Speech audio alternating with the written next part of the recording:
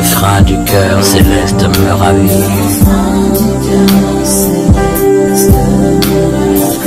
Alléluia, chargé de louanges au milieu des anges.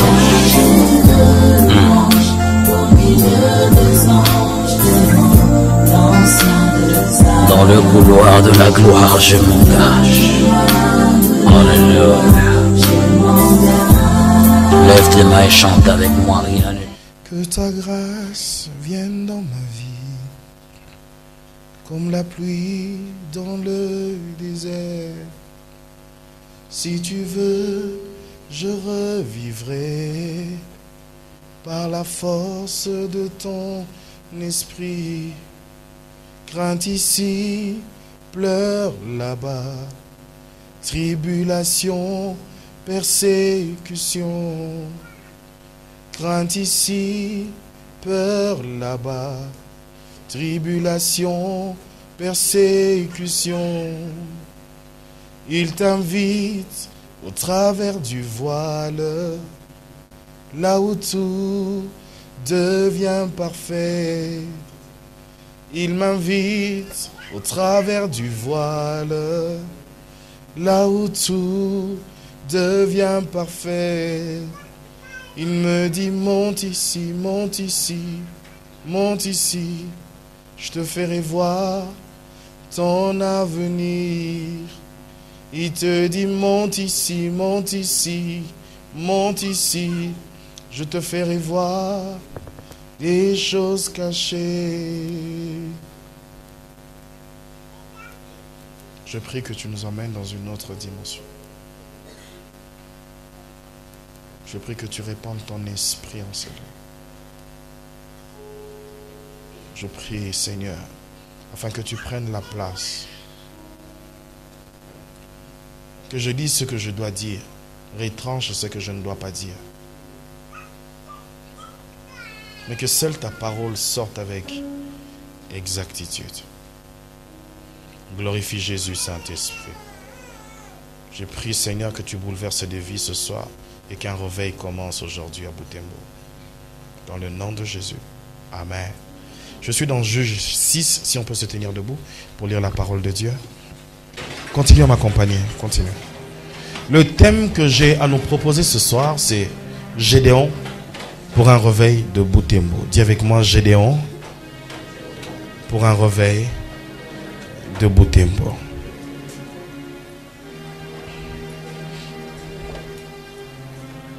Ok. De prime abord, je voudrais dire à chacun de nous que Dieu, pour se servir des hommes, il n'a pas besoin de regarder ton âge, ni ton père, ni ta mère. Il n'a pas besoin de l'autorisation de ton père, ni de ta mère. Le Seigneur n'a pas besoin de passer par ton oncle pour attester que tu es serviteur et servante de Dieu. Quand nous sommes en train de parler de Gédéon, nous sommes en train de parler d'un jeune homme qui se retrouvait sous un arbre. C'était un jeune homme qui connaissait la réalité de ce qui se passait dans sa ville, qui se passait dans sa province, qui se passait dans son pays, qui se passait dans sa contrée.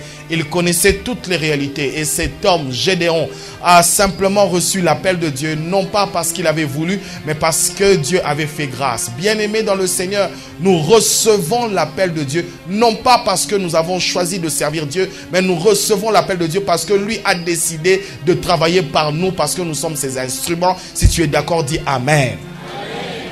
Dieu n'aura pas besoin de l'autorisation de ton père ni de ta mère pour être utilisé. Dieu n'a pas besoin des autorisations des anges pour t'utiliser. Quand Dieu a décidé de t'utiliser pour un réveil, quel que soit ce que tu veux, quel que soit ce que tu fasses, Dieu t'a choisi. Dis à celui qui est à côté de toi, Dieu t'a choisi. Tu croyais que je parlais du voisin, en réalité je parle de toi. Dieu t'a choisi pour un réveil dans cette ville. Dieu t'a choisi pour un réveil dans cette nation. Dieu t'a choisi. Vous savez, bien aimé, les choses de Dieu commencent petites mais elles finissent grandes. Alléluia. Je prends un exemple. Un enfant commence par un jour, petit comme un liquide, mais il finit par être un grand homme avec beaucoup de barbe. De la même manière, je suis en train de dire, il y a quelque chose qui est en train de commencer petit dans cette ville, mais qui ne finira pas petit. Si tu donne-moi un amen, je te prêche. Je dis, il y a quelque chose qui commence petit, mais qui ne finira pas petit. C'est pourquoi la Bible dit, ne méprisez pas les faibles commencements. Une chose peut commencer petite, mais ne finira pas petite. Pourquoi? Parce que celui qui tient la chose n'est pas petit. Dieu, quand il commence une chose, il peut la commencer petite, mais il ne la finit pas petite. Les choses de Dieu commencent petites, mais finissent grandes. Pourquoi? Parce que celui qui te tient est un grand Dieu, n'est pas un petit Dieu. Alléluia. Et Israël était en train de vivre des moments sombres. C'est comme si Dieu n'était jamais passé. Bien aimé, tu passes dans des villes, tu passes dans des nations aujourd'hui, comme en Irak. Tu auras l'impression qu'Abraham n'était jamais là. Il y a des endroits où tu passes. Tu as l'impression que cet endroit, Dieu n'est jamais passé. Il n'y a jamais eu des serviteurs de Dieu. Non, il y a toujours eu des serviteurs de Dieu. Mais quand le feu du réveil doit traverser une génération, il y a un blocage. Et c'est pourquoi le réveil meurt. Et quand j'étais en train de prier, le Seigneur m'a fait comprendre que dans cette ville, il y a eu des gens qui avaient un feu de l'évangélisation, un feu du réveil, mais cela n'a pas traversé les générations.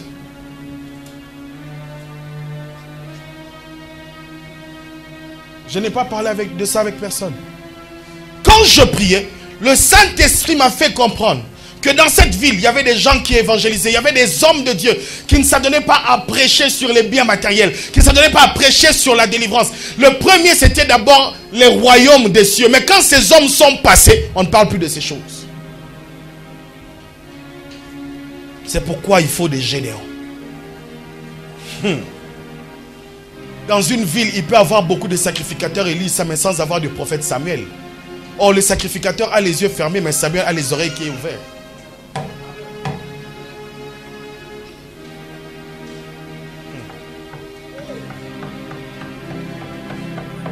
Il est possible d'avoir plusieurs pasteurs, plusieurs apôtres, mais les yeux sont fermés. Mais il est possible d'avoir un seul jeune garçon qui va dans une veillée, mais Dieu lui parle. C'est pourquoi je suis en train de te dire, je ne te méprise pas. Ne te trouve pas petit. N'attends pas une estrade pour commencer. Je ne sais pas si vous sentez l'onction de Dieu.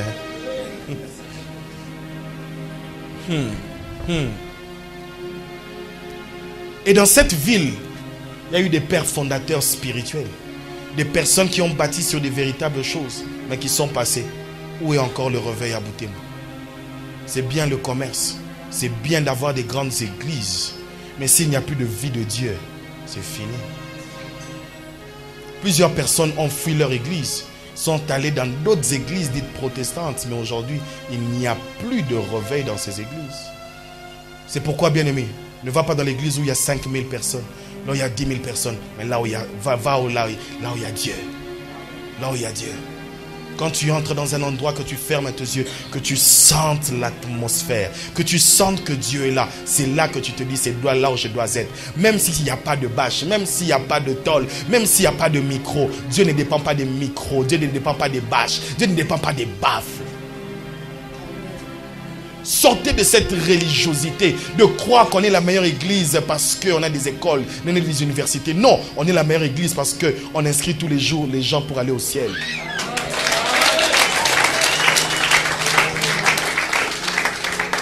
La meilleure école, c'est celle qui fait 100%. La meilleure église, c'est celle qui enrôle les gens tous les jours pour aller au ciel.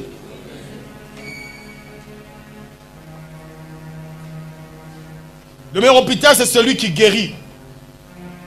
Et la bonne église, c'est là où quand les personnes vont, ils rencontrent Jésus qui dit, déchargez sur moi vos lourds fardeaux car vous êtes fatigués et chargés. Il n'est pas possible de venir dans la présence de Dieu et de repartir toujours avec ce fardeau dans ton cœur. C'est pourquoi, bien-aimé, ne choisis pas une église en fonction de tes parents. Mais choisis une église en fonction de toi et de ta relation. Car quand Dieu te parle, il ne parle pas forcément à tes parents. Comme moi, rien ne marchait dans ma vie, mais Dieu me parlait. Je savais ce que je devais faire. Et dans le secret, il y a un jeune homme ici qui sait ce qu'il est en train de traverser. Dieu te parle par des songes, par des visions. Tu es en train de voir des choses. Ta vie, elle est compliquée. Tu sais pourquoi elle est compliquée? Parce que tu n'as pas encore répondu à l'appel.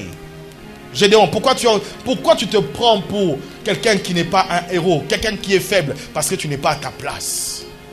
Quand tu es à ta place, tu feras des choses selon ce que Dieu te dit et tu vivras la gloire de Dieu. C'était un jeune homme. Il avait entendu parler de Dieu.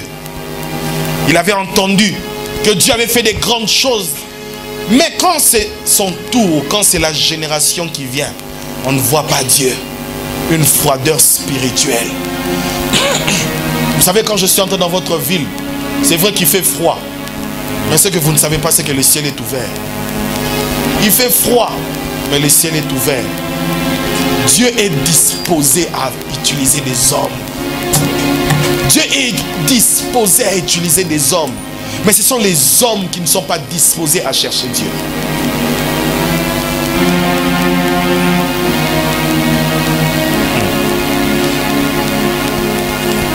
Gédéon. Il se pose une question, mais pourquoi nous ne vivons pas Dieu? Pourquoi le Dieu de nos pères n'est-il pas notre Dieu? Pourquoi nous parlons des choses mais qui sont lointaines? Pourquoi quand je lis la Bible et que je dois la manifester, je n'arrive pas? Pourquoi? Parce que tout simplement, les chrétiens d'aujourd'hui ont perdu quelque chose. Ils ont perdu le feu et le désir. Tu vois, quand un enfant veut te demander quelque chose, il ne va pas te demander une fois, deux fois. Il va te le demander jusqu'à ce qu'il l'obtienne. On ne prie pas pour le réveil qu'une seule fois. On prie pour le réveil tout le temps, jusqu'à ce que le feu descende. On ne prie pas pour le réveil qu'une seule fois.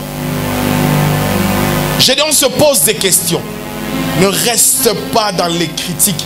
Ne reste pas dans la philosophie pour te poser des questions. Mais pourquoi ce qu'on voit dans la Bible est contraire de ce qu'on vit aujourd'hui? Parce que tout simplement, il n'y a personne qui cherche Dieu. En ce temps, Boutembo, ces forêts qui sont aux alentours sont en train de vous réclamer pour aller prier. Toute la journée, toute la matinée, toute la nuit. Tu vas faire un campement spirituel. Tu vas chercher la face de Dieu. Parce que tu as compris que Dieu peut passer aussi par toi. La Bible dit que Dieu ne fait exception des personnes. S'il a utilisé Élie, nous sommes des hommes de la même nature qu'Élie. Donc si moi aussi je cherche Dieu, écoutez, si moi aussi je cherche Dieu, je peux le rencontrer, Dieu peut m'utiliser. Que tu sois un homme, que tu sois une femme, Dieu peut t'utiliser pour un puissant réveil. Et c'est ça le problème. Est-ce que tu veux vraiment voir les choses changer? Est-ce que tu veux vraiment voir cette situation changer? Est-ce que tu veux vraiment voir la Bible dans cette ville? Est-ce que tu veux voir les paralytiques marcher? Est-ce que les paralytiques marchent encore dans votre ville? Est-ce que les gens jettent encore les béquilles dans votre ville? Aïe, aïe, aïe, aïe. La parole de Dieu n'est pas une récitation, ni une philosophie. C'est une puissance pour quiconque croit. Tu vas au marché, tu arrives au marché et tu vois que la personne qui est en train de passer à côté de toi a une béquille. Tu n'as même pas besoin de lui poser la question. Tu lui arraches la béquille et tu dis au nom de Jésus, marche sans béquille. Aïe, aïe, aïe. Je vous annonce des folies. C'est comme ça que nous sommes, des folies seulement. Mais je sais que dans quelqu'un, il y a un feu qui est en train de s'allumer. Alléluia. Bien-aimé, l'une des choses qui montre que la grâce se manifeste, c'est parce que la graisse devient l'huile.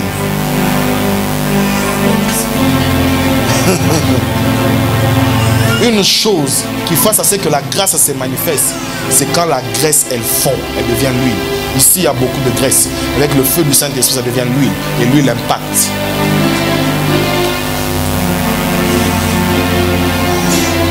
Alléluia. C'est pourquoi je suis en train de vous dire, sérieusement, vous devez chercher la face de Dieu. Sérieusement, vous devez chercher la face de Dieu. Vous n'êtes pas chrétien simplement pour remplir les églises et remplir ces lieux. Vous êtes des chrétiens pour changer et impacter la ville. Alléluia. Ces derniers temps, j'avais eu un problème dans ma maison. C'est que j'ai deux grandes filles. Et ces deux grandes filles étaient commandées par la bonne, que je paye. J'ai fait asseoir mes filles. J'ai dit, est-ce que c'est normal que quelqu'un qu'on paye puisse vous commander dans votre maison?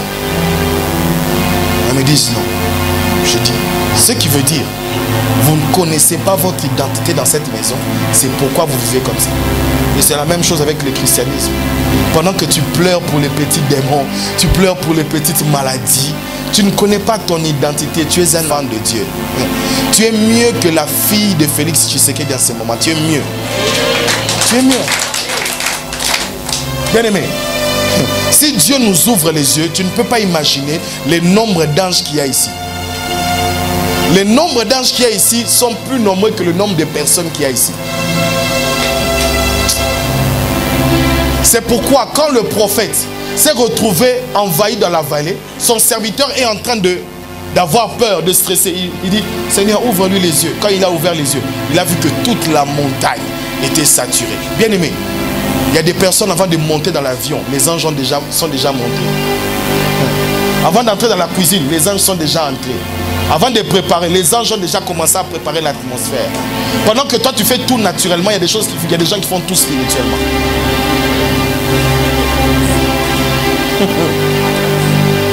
Ma soeur Patricia était en train de me raconter ce qui était arrivé dans son hôpital. Elle me dit, elle a sauvé un enfant tout seulement en parlant en langue. Bien aimé, il y a des choses spirituelles que vous ne comprenez pas, tout simplement parce que vous ne voulez pas entrer dedans. Alléluia. Et la Bible dit, l'ange lui apparaît. Alors je prie que cette nuit, vos nuits soient bouleversées, ce culte vous bouleverse. Je prie vraiment que ce culte vous bouleverse, que les anges vous apparaissent. Je prie vraiment que ce que tu n'as jamais vécu, tu puisses vivre cela. Je prie vraiment, je prie de tout mon cœur que vraiment, que quand tu sortiras d'ici, qu'on dise vraiment, notre enfant est devenu fou. Non, tu n'es pas devenu fou, tu es devenu normal. Parce que c'est anormal d'être chrétien sans voir les anges. C'est anormal. C'est anormal d'être chrétien sans vivre l'extraordinaire. C'est anormal d'être chrétien sans être spirituel. C'est anormal. Même l'occultiste est plus spirituel que toi. C'est anormal. Dis avec moi, c'est anormal. Et il faut que ça change. Alléluia. Il a dit qu'il a compris. Gédéon a compris que l'ange, c'était pas n'importe qui était devant lui. C'était l'ange de l'Éternel. Il commence à parler avec l'ange de l'Éternel. De la même manière que dans ton rêve, tu parles avec des gens. Je prie que dans le rêve de cette nuit, que tu ne parles pas avec les hommes, que tu parles avec Dieu, que tu entendes. Je prie vraiment que le Saint-Esprit ouvre les oreilles spirituelles, même qu'en ce moment, qu'il y ait un feu qui tombe ici, que des gens soient bouleversés, pour dire que ce n'est pas des hommes qui opèrent dans une dimension spirituelle, mais c'est Dieu qui emmène les hommes à opérer dans une dimension spirituelle. Je prie qu'ici, qu'au lieu que tu voies un homme, que tes yeux s'ouvrent pour voir ce que le Seigneur est en train de faire quand tes yeux sont fermés. Le problème que nous avons avec les chrétiens d'aujourd'hui, c'est les décisions. Comment était le culte? Le culte était bien, c'était formidable, c'était fantastique. Non, Dieu n'a pas besoin que tu dises le culte était fantastique. Dieu a besoin que tu dises j'entre dans ce que tu m'appelles. Nous avons trop de chrétiens aujourd'hui qui disent le pasteur a gaffé, il devait dire là à la place de le à la place de là. On n'a que faire du français, du swahili, de l'anglais. On a besoin de la vie de Dieu qui sort de ta bouche afin de changer les gens. Et quand il rencontre Dieu, il y a quelque chose qui se passe dans sa vie. Quelque chose de glorieux que tu ne peux pas comprendre. Il prend la décision. La même nuit, il n'a pas attendu le matin. La même nuit, il s'est levé. Il est allé détruire les autels qu'il y avait dans la maison de son père. Il n'a pas attendu l'autorisation de son père. Il n'a même pas parlé à son père, ni à sa mère, ni à ses frères. Lui-même s'est levé. Vous connaissez les autels dans vos maisons. Vous connaissez les autels dans cette ville. Vous connaissez les chapelets que vous portez. Coupez-les.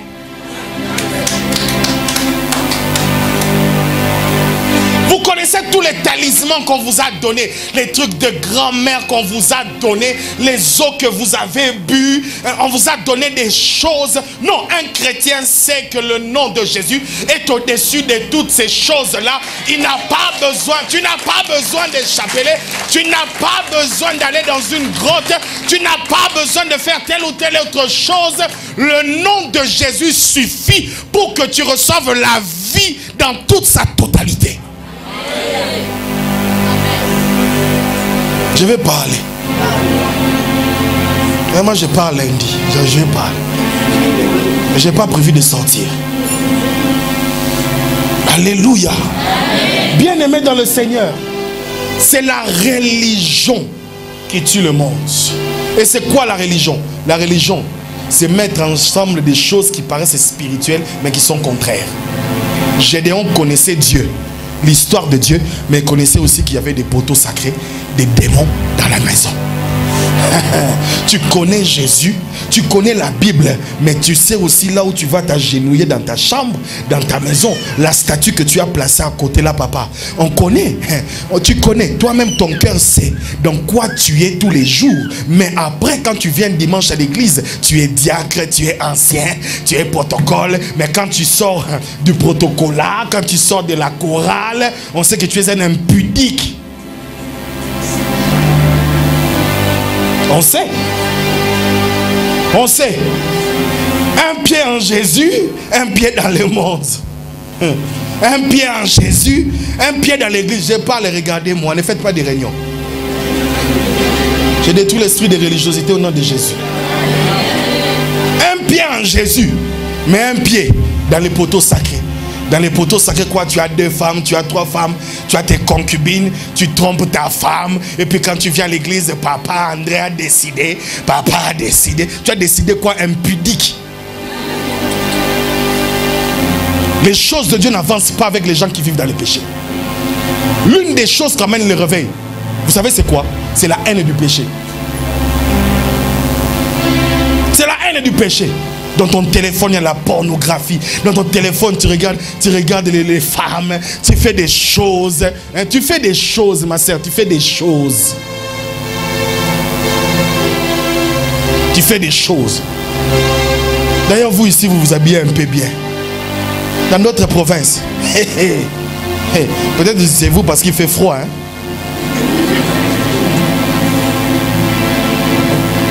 Je vous dis la vérité. Et les gens pensent que le réveil va venir avec de telles personnes. Non, le réveil vient avec des personnes qui sont disposées. Ce sont des bois secs dans lesquels il n'y a plus de vie. Ils sont morts à eux-mêmes. Est-ce que tu es mort? Est-ce que tu es brisé? Quand on te voit, tu souris. Mais on sait que derrière, tu as tes pensées.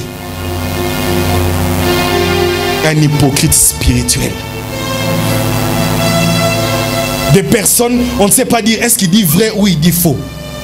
La même bouche, elle dit la vérité, en même temps elle fait les mensonges. Elle va dire aussi je suis un homme de Dieu, je suis une servante de Dieu, par moi le... Non, non, non, non, non, non, non, non. Si tu veux être utilisé par Dieu, tu dois accepter de mourir, de connaître le feu. Quand Gédéon rencontre Dieu, il dit je vais mourir. Pourquoi? Parce qu'il connaissait sa condition. Bien-aimé, le Dieu que nous servons, c'est aussi un Dieu qui tue.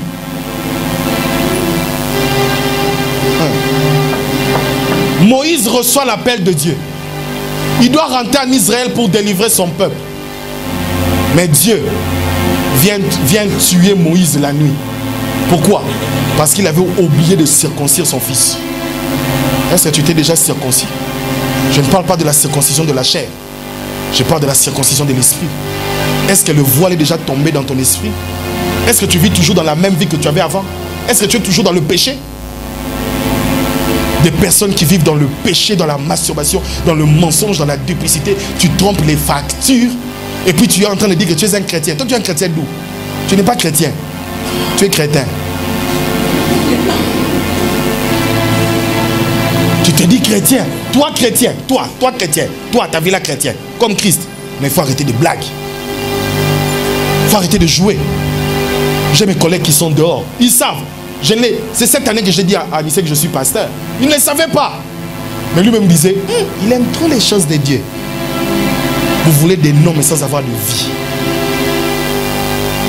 Est-ce que toi vraiment, si on te suit, là où tu entres dans tes couloirs, on saura que tu es un enfant de Dieu?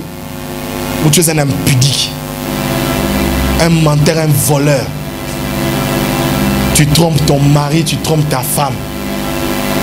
Tu voles l'argent dans les poches de ton mari. Tu dis aussi tu es une chrétienne. Maman diaconesse Yibi.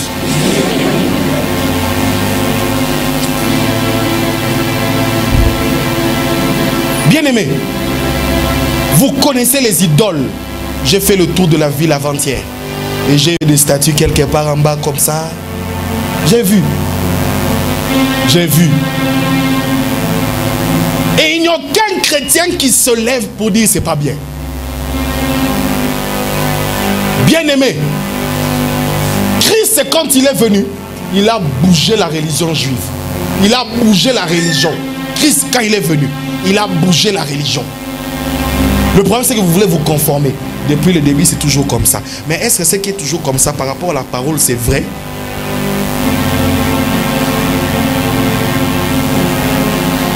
C'est pourquoi, Bosilika, fâchez-vous, cherchez Dieu. Fâchez-vous. Vous vous dites vraiment, il faut que ça s'arrête. Chaque année, il y a des personnes qui meurent dans ta maison, qui vous avez les mêmes maladies. Ça se transforme de génération en génération, de génération en génération. Fâchez-vous. Il n'y a aucune rébellion pour se rebeller par rapport au faux Dieu. Aucune. On est seulement chrétien. Non, on ne vit pas seulement pour être chrétien. On vit pour être véritablement chrétien. On se pose la question, mais pourquoi il y a toutes ces choses dans ma nation pendant qu'on parle d'un Dieu qui a existé? Mais c'est normal, Gédéon. Regarde dans ta maison, tu vas te rendre compte qu'il y a un problème, il y a un Dieu étranger. Ne regardez pas d'abord dehors, regardez d'abord dans vos maisons. Vous verrez qu'il y a des statuettes de Marie. Vous verrez qu'il y a des statues, des noms des saints. Enlevez-les. J'ai dit enlevez-les.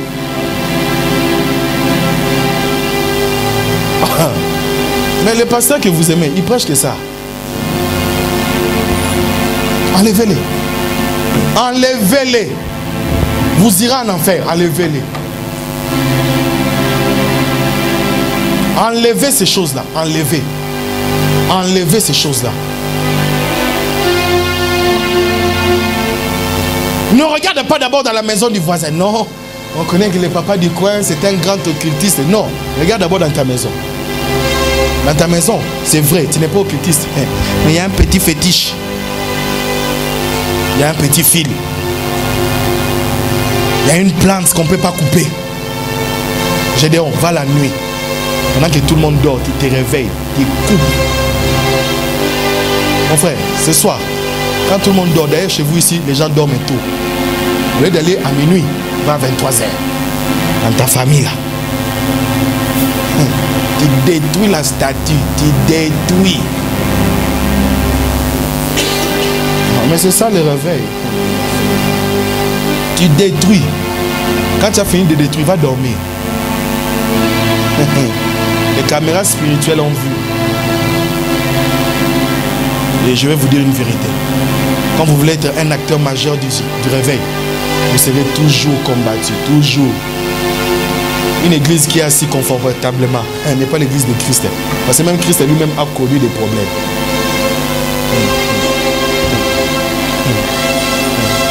Dans votre église, tout est calme, tout est bien.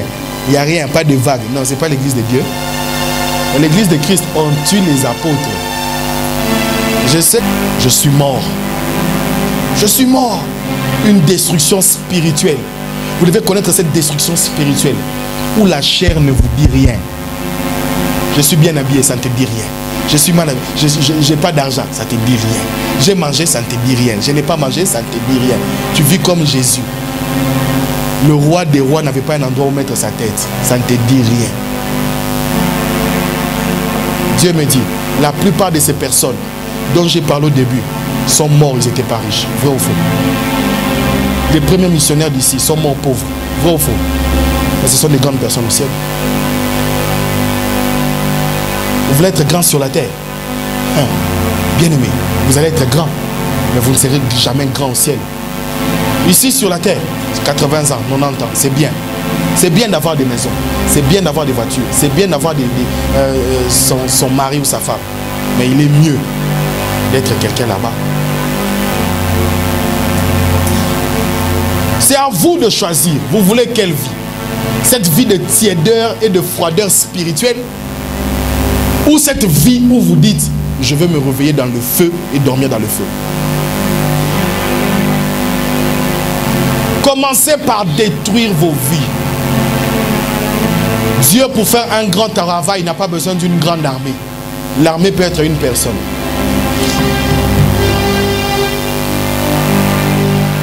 Si une seule personne se lève et prie vraiment, cherche Dieu vraiment, le rencontre vraiment, cette ville sera bouleversée. Une personne.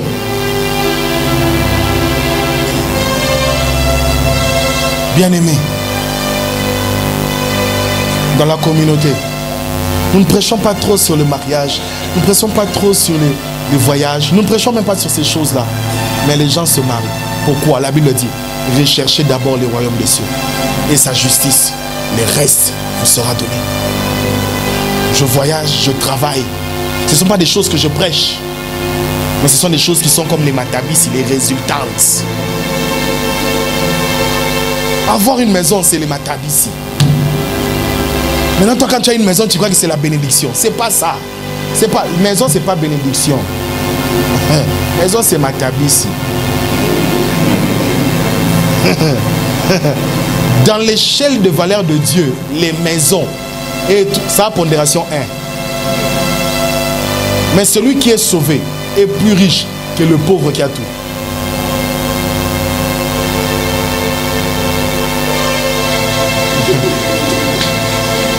Celui qui est sauvé, le pauvre qui est sauvé est plus riche que le riche qui a tout. Regardez le pauvre Lazare, il meurt. Il meurt pauvre. Parce qu'il y a une autre chose qu'on vous ment aussi. Cette année, tout le monde sera riche. Tout le monde est riche ici.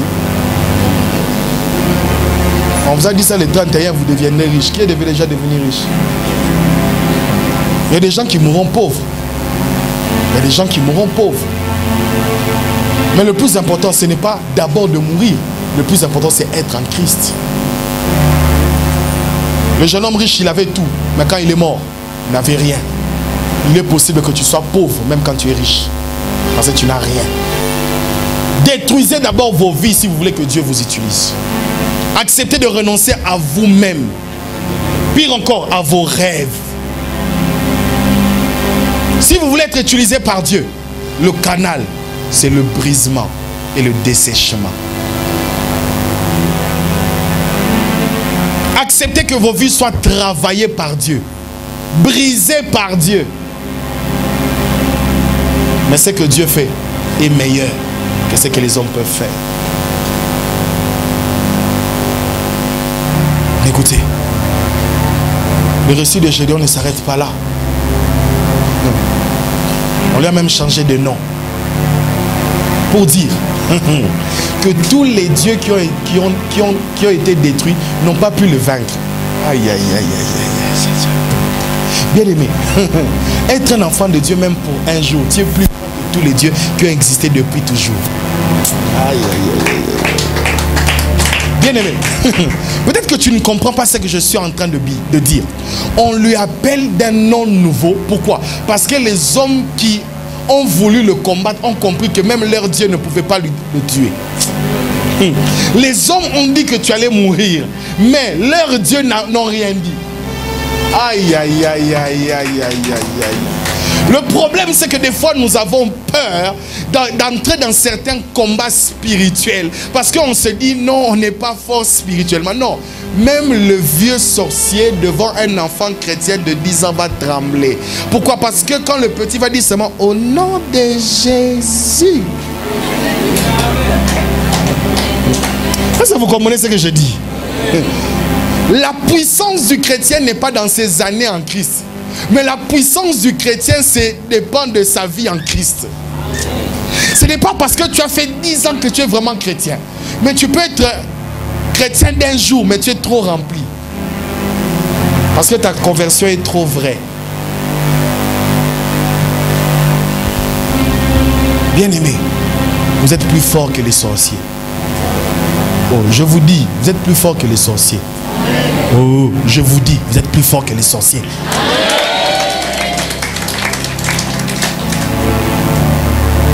C'est pourquoi l'Esprit de Dieu me dit de vous dire, n'ayez pas peur d'aller évangéliser dans votre propre maison. Commencez par la maison. Oui. Priez pour la maison, évangélisez dans la maison et les gens seront convertis. Mais vous allez comprendre que Dieu peut passer aussi par toi pour changer l'histoire de toute ta famille. La première personne qui est entrée dans le réveil, dans les églises des réveils, dans ma famille, c'est une tante qui n'est même pas ici, qui est à Londres. Un jour, elle était en pleine retraite. Ce que je vous dis, c'est vraiment une folie. En pleine retraite dans la chambre. Sa télé ne marchait plus. Elle a prié. Elle priait pour autre chose, pour sa vie. Mais elle regarde sa télé, elle n'avait pas d'argent pour acheter la télé. Ma tante, ma propre tante. Elle entre dans sa, elle est dans sa chambre. Elle prend l'huile. Elle recommande l'huile entre les mains de Dieu. Elle prend l'huile. Elle jette sur la télé. Elle tape la télé s'allume. Mystique, hein? Mais c'est ça la vie chrétienne. Une jambe qui est cassée. Huile d'onction, prière, ça revient. Mystique. C'est pas mystique. C'est mystère de Dieu. Il y a une différence entre mystique et mystère. Papa, vous avez compris, hein? Voilà. C'est pas mystique, c'est mystère. Ce que vous sentez là, ce qui vous retient là, c'est un mystère de Dieu. C'est pas le mystique. Comment il peut parler, tout le monde, on écoute, on est calme. C'est le mystère de Dieu. Avant de vous parler, je me suis tenu devant Dieu. Et vous ne savez pas ce que j'ai dit à Dieu pour vous. J'ai dit, Père, donne-moi leur cœur, que je leur parle.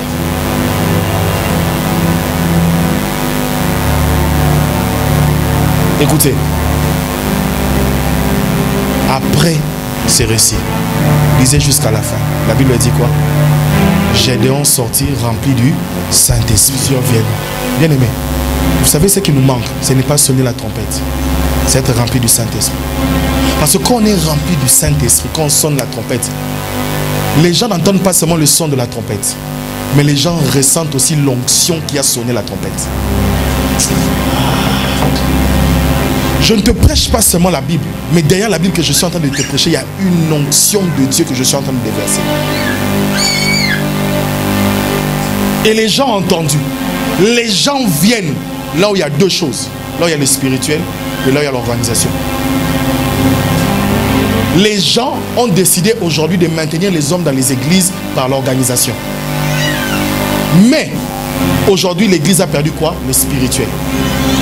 Mais quand on sonne la trompette, bien aimé, tous les hommes spirituels entendent et ils viennent.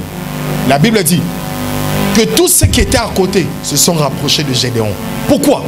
Parce qu'un homme spirituel rempli du Saint-Esprit avait sonné la trompette. C'est pourquoi Jésus-Christ dit à ses disciples, soyez patients, n'allez pas encore, ne partez pas encore. Attendez à ce que je vous envoie le Saint-Esprit. Quand tu es rempli du Saint-Esprit, tu peux te tenir devant les hommes. 5000 hommes se convertissent. Et parmi vous, il y a deux types de personnes.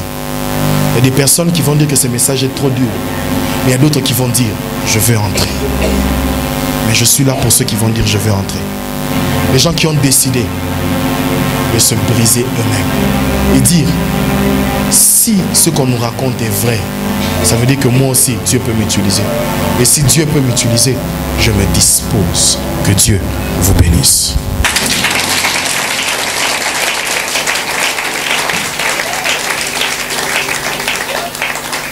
Tu réserves qui te servent. Je viens, Seigneur mon Dieu.